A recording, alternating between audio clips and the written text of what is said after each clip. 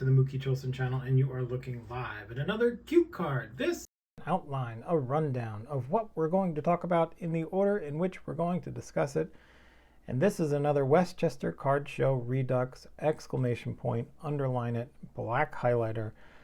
My buddy Pete and I drove out to the Westchester Card Show to meet our friend Chris, who we went to school with. And we walked around talking about old times and new times and cardboard, and just had a freaking blast. It was awesome. It was a lot of fun. There's just nothing better than hanging with buddies at a card show, as far as I'm concerned.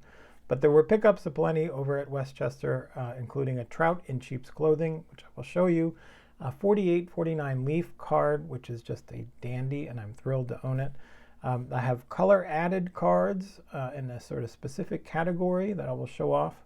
There's an oddball Willie Mays card that I want to show you. And then what I think is the greatest catch in the history of Major League Baseball, speaking of Willie Mays, and a piece of cardboard that is associated with that. And I will show that to you as well. But actually, before we begin with card show pickups, this came a few weeks ago. But this is a pickup. Thanks to Sammy Thunder for turning me on these transigrams. But here is a Tom Seaver transigram, 1969. These came on the back of the box of a transigram statue that clearly some loving parent got for their child and helped them cut it out, because it is cut very nicely along the dotted lines. And the kid decided to use the card to practice their penmanship at the bottom, pencilmanship, crayonmanship at the bottom. I think they're trying to spell Tom out, but anyway. But after they wrote on it, they put it up on their wall with pinholes. There's probably some Graphco map tacks were deployed. And you can see there the telltale sign of a pinhole crease card. These are, you know, when you're trying, if the card is pinned up here at the top and you got to take it off, you want to pull it up. And so that's where those creases probably came from. And so this will join the pinhole Holy Grail Wall of Fame in the Seaver wing. So I'm excited to have that card. Anyway, pickups at the card show.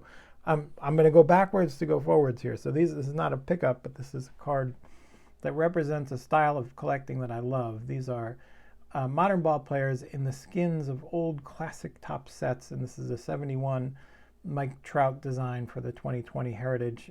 This is an action variation, and I love this card because there's Mike catching the white ball in his glove right beneath the yellow polka dot on that 71 Topps design. Just a super cool card. There's another couple cards here that I have. This is the 2014 Topps Heritage card in a color match red border parallel. Just beautiful, beautiful design, beautiful card. Love that color match. And again, staying in 1965 design, this is the action variation image from that set. Really utilizing the full capacity and awesomeness of these designs, I feel like, is what Heritage unlocks for you. The pennant is going one way, Trout is going the other, so is the ball. And it's just a beautiful shot, and I'm super happy to collect these types of cards. And this is the one that I got in Westchester. This is a 2013 mini in the design of 1972 Topps. This was at the table of John from Behind the Diamond, who is a great guy to talk to at card shows. Even though he's a Yankee fan, and trashes the Mets routinely on his videos, and to my face, frankly, which is fun. Anyway, but he was good enough to give me a good deal on this card it was just 25 bucks. So I'm happy to have this slabbed version of a trout in sheep's clothing. Let's move on to the 48-49 Leaf Dandy. Now, I have never had one of these card from this set before. This is not a Satchel Paige. It's not a Jackie Robinson, not Stan Musial. It's not the Ted Williams. This is a George Vico. Now, who is George Vico? George Vico was a first baseman for the Detroit Tigers who had a good year in 1948 and a terrible year in 49, was out of the league. So he's sort of what we will call a common. But this card is totally uncommon. It is just beautiful. the way that George Vico's backswing body bisects this card and allowed for the designer of this card to cut the card in half with color, with the red on the left and the blue on the right, and the yellow sort of completing the primary color triumvirate, is just phenomenally beautiful in my estimation. I just think this is a gorgeous card, and I've been sort of looking around for one of these. As my friend Greg from Midlife Cards said, it kind of looks like the Ted Williams backswing, and he's got his own sort of beautiful design embedded in his card. George Vico is a little bit different, not as quite as good a lefty as the Splendid Splinter, but I am super thrilled to have this card in my collection, and I will proudly show it off. Now, how about some color added cards? Now, when there's color added to a card, there are different motives for color being added, and I just knocked one of them down. And this is my sort of traded set color added variation. You saw the Seaver with his Wolfman beard. This is my 71 Nolan Ryan, which is a traded card. The kid who had this card scratched out the Mets on top and wrote the Angels on the bottom when the Mets sent Nolan Ryan out to the West Coast for Jim Fregosi. Could not wait to the 72 set. And I'm super thrilled to own this card. It's a super cool variation on that 71 Topps, just as I am super excited to own this card of Yankees coach, Yankees manager turned Mets coach, Yogi Berra. Of course, the great Mets Hall of Famer Yogi Berra, who got the color added variation indication there. I don't think there's anything written on the back. No, it's a banged up card. Oops. And you can drop banged up cards and not worry about it.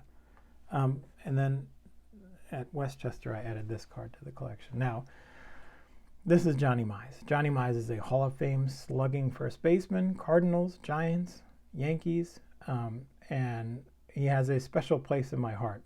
Now, why does Johnny Mize have a special place in my heart? When I was 12 or 13 years old, I had a baseball coach named Mr. Tuig. And Mr. Tuig, he was one of those coaches who kept coaching even though his kids had gone through the league, because he loved the game, and he was just one of my favorites. Just a great guy, a great coach, and a great supporter of mine, particularly when I was at first base. And anytime I would make a play at first base, like a good scoop or a stretch or anything Coach Tuig liked, you would hear from the dugout, "Johnny Mize."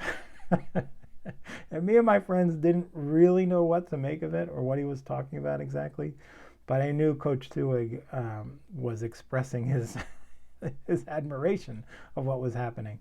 And then I learned eventually that who Johnny Mize was, and I have since been looking for a Johnny Mize card, and so I came across this one, and I love this one because he is in his New York Giants uniform, but on the back, it's got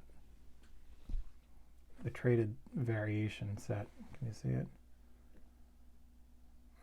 Focus. It says Yanks. I take it far enough away. And I know Coach Tuig was a Yankees fan, and so this reminds me of him and my time as a first baseman, and one of my favorite coaches, Coach Tuig. And so there you have that. So that is the new color added variation. And this is the Willie Mays oddball card. It's a postcard. I'm a sucker for anything Willie Mays in a Mets uniform. There is not a ton of cardboard out there for him. But when I saw this postcard at a table and the guy said it was $20, I said, yeah, I'll take it. So this is unused, unwritten, but this is Willie Mays in his Mets road uniform, in either 72 or 73. And I love this card. So pretty cool. And the last card in my pickups over at the Westchester show was this one. This is Dave Pope, 1956 Topps, outfielder for the Baltimore Orioles. And I have Shane Shoebox Legends to thank for this card. Shane is doing a great series on bridge players who both played in the Negro Leagues and the Major Leagues, who are not named Larry or Jackie, the guys who integrated the leagues. And it is a great series. And one of the players that Shane has profiled is this guy, Dave Pope, who played for the Cleveland Indians. and the Baltimore Orioles. And Shane does a great biography of this guy and is really worth your time to go and watch. But when Shane showed his version of this card and mentioned that amazing action photo next to Dave Pope's portrait there, I had to immediately pause the video and stop. Wait a second, where is that catch happening? I got to see the photo that catch is happening. And what I found out is that that catch happened in the same game as the most famous catch in Major League Baseball history.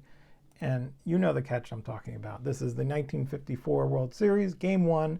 Vic Wertz hit a bomb to center field that Willie Mays tracked down and caught over the shoulder, basket style, about 450 feet away from home plate in the Polo Grounds.